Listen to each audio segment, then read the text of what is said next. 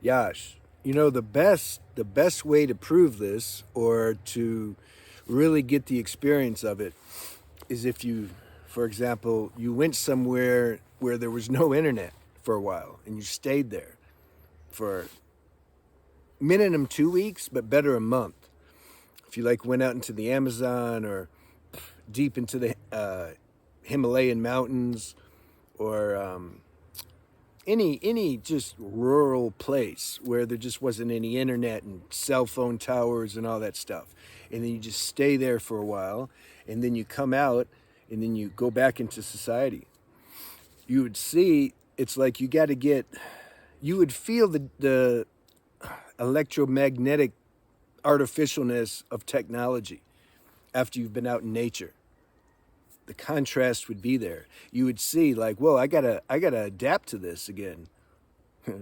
We gotta adapt to something that's like not so healthy. But the body can do that, Can just because you adapt to something though. That's why when people say, "Well, I can eat anything," like, well, the Eskimos in Alaska, they pretty much eat meat all the time. Their lifespan isn't very high, but their body can adapt to it. But just because you can adapt to something doesn't mean it's good. Doesn't mean it's healthy. But what to do? What do you do? Because you can't. Most people can't just live off the grid, and that has its own problems and stress also. Could be more stressful. But taking like vacations out there or periods every year, once, twice, three times every quarter, whatever you can do. And then coming back, because we can't totally escape our environment or this time and age in living. Most of us, we need to earn some money. We need, especially if your job is has to do with the internet, like mine. I can't just go live out in the middle of nowhere forever. I wasn't brought up. I'd probably die out there. I don't know how to do it. Even I was in the military, I couldn't figure out how to put the damn tent together. Like I don't have those tactile skills. My channels aren't open in that area. I'm what I'm doing now, this is what I'm good at. So I just keep doing that.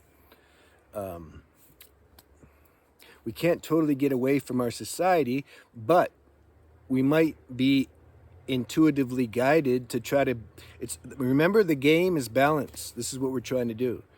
So maybe we'll take some short hiatus and go escape from the technological world, come out here somewhere and just chill for as long as you can. Maybe some could do it for a half a year here, half a year in so-called modern society. So that might give a sense of balance and help your nervous system get more balanced. Your symptoms will go down. Same thing, I made a video on climate or weather, how that affects the nervous system and mental health. Some people, we have families, we have responsibilities. Maybe they can't just, you're in a cold climate, you're in a climate that doesn't suit you, but yet you can't just go leave and go to a climate that does suit you. Let's say a tropical climate, or at least a more balanced climate where it's warm. You can't just get up and leave. Like you have responsibilities. So maybe every quarter, go and stay somewhere that's more conducive and beneficial for your nervous system than where you're at.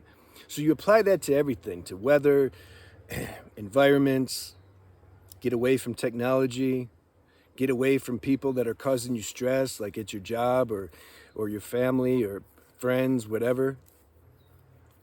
There has to be some balance. We can't just be, if we're just stuck in stress in situations that just wear us down mentally all day, every day. It's going to be rough trying to regain some kind of semblance of balance. And again, this channel's not about, you can cure, no, whether or not something so deep as nervous system disorders or mental health disorders, whether or not that goes away, that's up to a much higher intelligence. And there's a lot of positive reasons when you think in terms of transcendence and how how sometimes a crippling health issue can really accelerate your whole spiritual evolution. So maybe our own higher self, higher intelligence wants to keep some kind of imbalance or disorder in the body. It's like a Zen stick. It just keeps us in line. It keeps us trying to not engage in things that are just bad for us, like maybe the average person would do if there wasn't really any motivation to not do it. When you have certain health elements, it can be a motivating factor if you're tuned to realizing that our actions, our choices, so to speak, everything, where we live, what we do, when you realize that has a strong effect on your mental, emotional, body, nervous system, you're gonna be motivated to want to try to shape your life in a way that's conducive for your particular karmic limitations. That's just common sense and logical. So that's kind of the gift of having those things. So we don't know if they're going to go away, how better they're going to get. It's actually not our business anyway. Leave it up to existence. It brought us here. It's taking care of this body. There's no accidents. There's no like, oh, we got bad luck. This is why we have this. There's always a higher purpose for what we have or don't have. Our life is tailor-made to suit us on the highest level. Now, whether or not we have the eyes or the perception to see that, that's another story. But it is like that. There's a saying that says God either is or he isn't. It's not, well, he is sometimes, but over here, no, that's just bad luck. It means that we can't understand why certain things happen. Because how can we? How can we understand the infinite?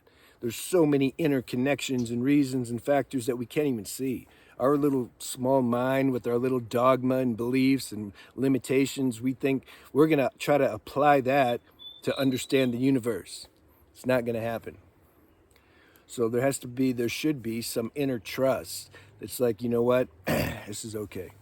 This is supposed to be like that. At the same time, God will give some inner direction and feeling and direction, guidance, what to do to help manage this situation.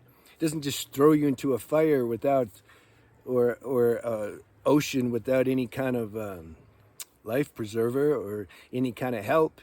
It might feel like that sometimes, but there's another saying, he who brought me here is taking care of me. No matter what, no matter, God even takes care of, you can say what the mind may judge as the worst horrible people in the planet.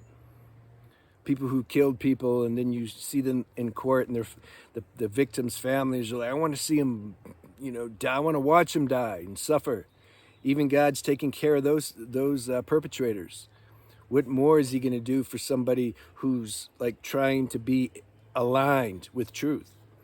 And it's not like God's a being sitting up in outer space and he like says, oh, he's doing good boy, I'm going to help you. And oh, you're doing bad, I'm going to punish you. This is another mind projection onto the infinite, as if the mind can understand God. No, it's not like that. It's like when we're out of alignment, doing things that aren't auspicious for us, whether that be killing people, which is the most extreme, or let's say we're just kind of wasting our life watching TV, always looking at the internet. We have bad habits and we don't go outside and, nature, whatever. That's a more minor, subtle degree. So it's not like we're getting punished for that. It might feel like that, but what's really happening is when we're doing things that aren't auspicious, our vibration's down. When our vibration's down, it's like the law of attraction, we can't attract the things that are going to help us and thrive. It's not a personal thing. It's just the law. It's kind of like law of nature, law of dynamics. See, those laws are in place. That's part of the whole evolutionary journey that helps us gain wisdom and transcend. We start to learn these things, and then we can share with others, and this is the whole game. We got to suffer a while, then we have some awakening to where it's like, wait a minute, I need to change my life. And then we start trying to do things and test this, test that. Oh, this works good. Being in nature works good. Being stuck in an urban jungle, you know what? I don't feel so good. And we start to learn certain things. And then we apply them to our life. We get benefits. Same with diet and foods and company we keep, everything. And then we start to have a lifestyle protocol that actually suits our condition. And then we have wisdom. Then we're qualified to help somebody else if they ask for it. Can't go save the world or anything. There's a lot of people closed. They don't, just leave me alone. Let me do my drugs. I'm cool. Okay, cool. No judgment. No, you just live your life. You stay open, and this is what you do. And then certain insights and illuminations will happen. You can give credit to God for that. And then we learn a little more and become a little more happy if we follow this direction. All right. I'll see you later.